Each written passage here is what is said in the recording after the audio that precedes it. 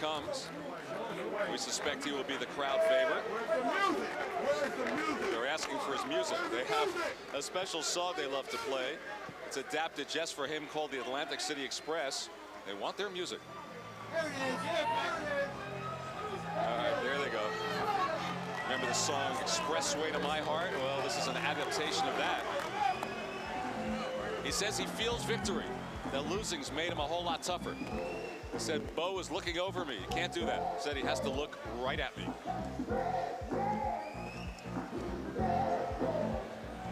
Today he was hedging a little bit when I asked him. The way he was talking, it seemed like he wanted a quick knockout.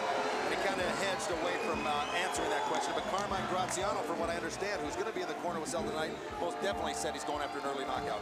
See his record, those 15 knockouts, and 11 of those 15 have come within the first 3 rounds. So he likes to do it early. That one loss to Oliver McCall, the 3 knockdowns in the 9th round when he just didn't have it that one fight.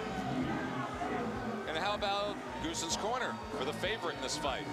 Number 3rd ranked IBF contender, Riddick Bowe.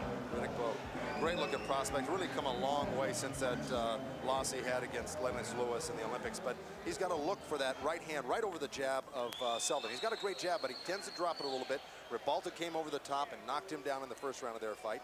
And he's got to punch more often. In the fight with Tubbs, Tony Tubbs, an experienced fighter, he waited too long with him. I think he's got to get his hands busier. He'll be more effective that way and take control right off the bat. Try to intimidate and take control and be the general in the ring over Bruce Seldon and hopefully back him down. He fought just 17 days ago to a journeyman, Phil Brown, won it in the 3rd round on a TKO. In fact, he's fought 25 times as a pro in just 27 months. It's been well chronicled what happened to him in the Olympics, losing to Lennox Lewis. He was called lazy, and now Bruce Seldon is being forced to just wait for Riddick Bowe to make his way out of the locker room. Big crowd on hand, brought out by both Bowe and Seldon. Looks virtually packed to me in this portion of the Atlantic City Convention Hall.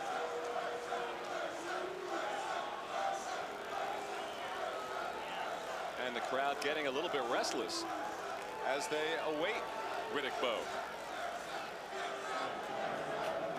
And now here he comes. Cocky and brash. He says, I will be the heavyweight champ September the 21st, 1992. They've got a date picked out for when he will ascend to the throne. But we were talking about that loss to Lennox Lewis. He was called lazy at the time, and it came out that there were some injuries and personal tragedy in his family, and now he says he's grown up and he's a much bigger man as a result. Yeah, he's got a lot of guidance with Rock Newman as his manager and Eddie Futch as his trainer, and that means all the difference to a person who's going from amateur to pro, because you don't have that specialized personal trainer in the amateurs as you do in the pros, and it's a lot better working a relationship you have with a professional trainer, and that makes you want to work harder. Somebody that's really in your corner and with you every day of your life. Eddie Futch celebrating his 80th birthday tonight. Those signs that were held up in front of Riddick Bowe were pro Seldon. They were very anti-Bowe. He brings out fans that, as we said earlier, the kind of fan that loves to hate a fighter sometimes because of his cockiness and his brashness. Brings him out on both sides. And the record spotless. 25-0. 22 knockouts. 8 of them have occurred in the first round. Only 4 of his fights have gone past the 4th round. We'll take a look at the tail of the tape as Riddick Bowe celebrates his 24th birthday tomorrow to match Seldon. He's listed with a 3-inch height advantage. It may not be as big as it's listed, Joe. Well, either that or Seldon is taller than he's listed, because they look a lot closer in height than a 3-inch spread between them, actually. And Bowe with the slight reach advantage and the CompuBox statistics. Right. Well, I think the big number to look at right here is the 17 right here, Seldon versus McCall. Otherwise, the connect percentage and the punches thrown are virtually even. But in that one fight that Seldon lost against McCall, he was much less active than he was in his other fights, and lost that fight. And on the other hand, total jabs, same exact thing here. They both have almost the same connect percentage, 43 to 42, 50 to 55. But that fight against McCall, again, only 10 jabs landed out of 24 compared to 18 and 33.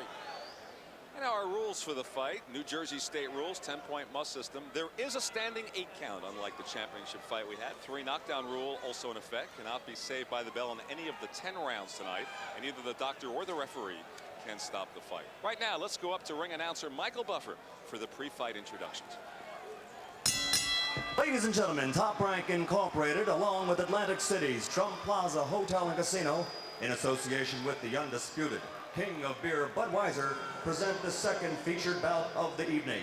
This bout is sanctioned by the New Jersey State Athletic Control Board, Boxing Commissioner Larry Hazard Sr., Chairman Jerry Gormley. All the other shall remain the same, except for our 3 judges assigned to this bout. They will be Al DeVito, Eugene Grant, and Frank Burnett.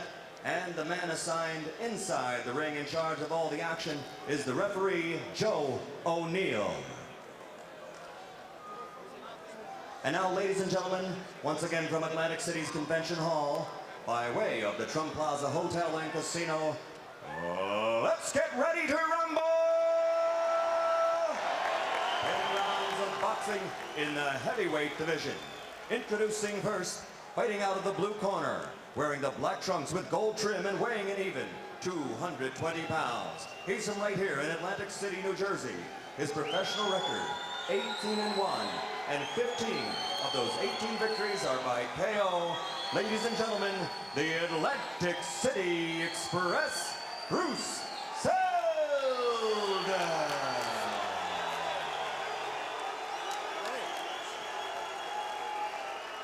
And across the ring in the red corner, wearing the white trunks with blue trim, weighing 225 3/4 pounds, he's from Brooklyn, New York.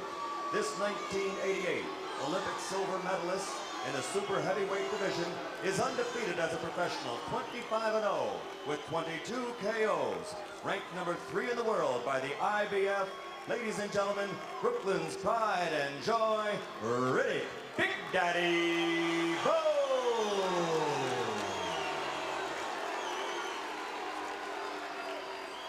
All right, gentlemen, you got your instructions in the back room. Is there any questions at this time? You're in charge of your corner, you're in charge of yours, right? Shake hands. Good luck. Joe Seldon was really stalking up and back on the far side of the ring, ready to be unleashed. He looks like he's going to come out quick. He looks caged up and ready to go. Seen that look before. Maybe Bowe made a slight mistake by waiting so long to come out of the locker room. Well, that's just probably more of a mind game. He was probably good and warm in there. Here we go, scheduled for 10.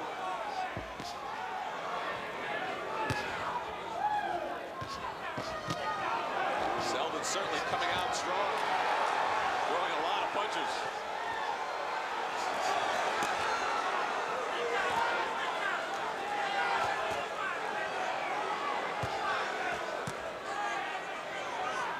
Very little connecting yet on either side.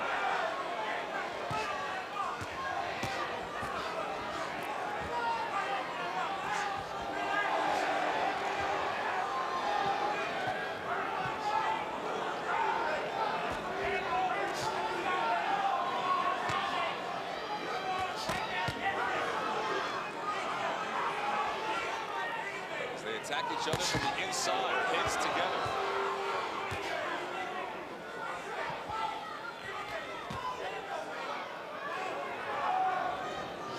Fighters content to stand right in the middle of the ring. You don't need a big ring.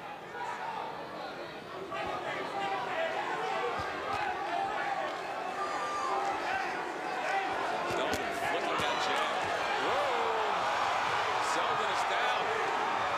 Right hand.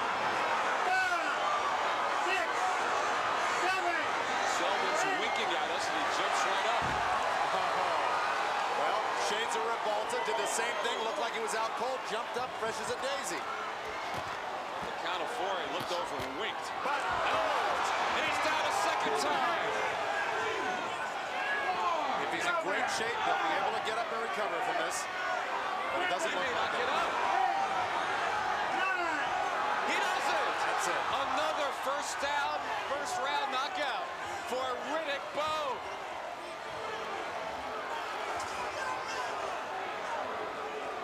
And you saw Rock Newman, his manager, and they were pointing at Mercer's people. whom they feel ducked them for this fight. And they're saying, come on, maybe that'll show you. Well, you got to give credit to Bowe here, because what he did is he stayed relaxed. Seldon was throwing caution to the wind, just letting it all hang out, leaving his chin exposed. And Bowe just picked up on it, waited for the propitious moment, and landed a great right hand to knock him down the first time, and a great left hook to stop him with the second punch. He hugs the birthday boy, and he punched. He was very relaxed, was Riddick Bowe. That was the key to that victory in that first round. Stayed relaxed. The 9th first-round knockout in impressive fashion. Wow. Seldon's now lost 2 in a row. Yeah. Stand up on this side. Come on.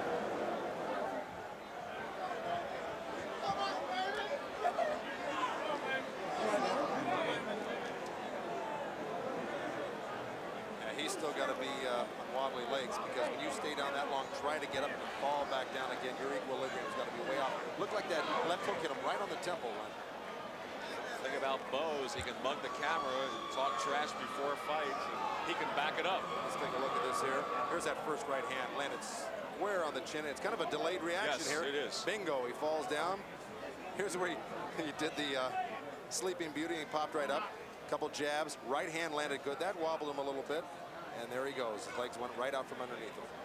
That was the point where he looked over towards us and winked twice. We're right in front of where his head would be right now. Here's the knockout punch coming up. Just walks right into Seldon. Throws the left hook with his right hand down. Here comes Bowe to the body with the right hand. And I think right about here, boom, left hook right on the chin. Seldon just got careless. He was winging punches and dropped his right hand. Here's another look at that same knockdown, the finishing one. Good right hand to the body, which really buckled him. Boom, right on the chin. And it was the type of hook that Bowe really didn't turn over and put a lot of body into. It was just a sharp, short punch and did the trick. All right, Joe Goossen will head up towards the ring to talk with Riddick Bowe as we take one more look at the lightning that struck twice here in the first round. Seldon came out throwing as many punches as he could, but they were wild. Nothing really landed early, and the only 2 main punches that connected both resulted in knockdowns in the first round. Let's head up to Michael Buffer and listen to the official decision. Ladies and gentlemen, referee Joe O'Neill signals the end of this bout at 1 minute, 48 seconds of the very first round. The winner by knockout victory. His record now 26-0 with 23 KOs. Riddick Big Daddy Bowe.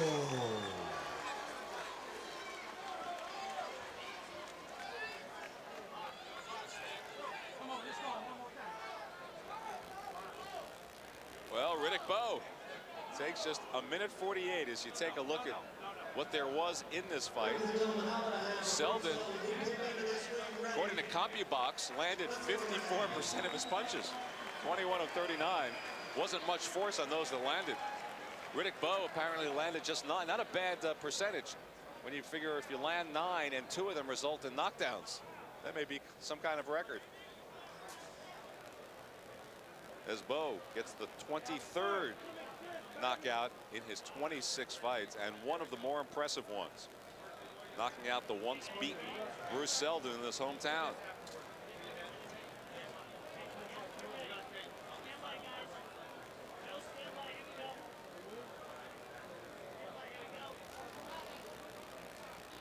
All right, let's go to Joe Goossen, who's up in the ring now. Joe? Yeah, I've got Riddick Bowe, his manager Rock Newman, and of course his great trainer Eddie Futch here. Riddick, I'll tell you something. What I was most impressed with tonight is that Seldon came out throwing a lot of bombs and you stayed relaxed. Tell me about it. Well, you know, like I said earlier, I wouldn't be surprised no matter what he did, because I knew he was going to come out looking for that big shot. And again, I said if he made a mistake, I was going to get him out of there.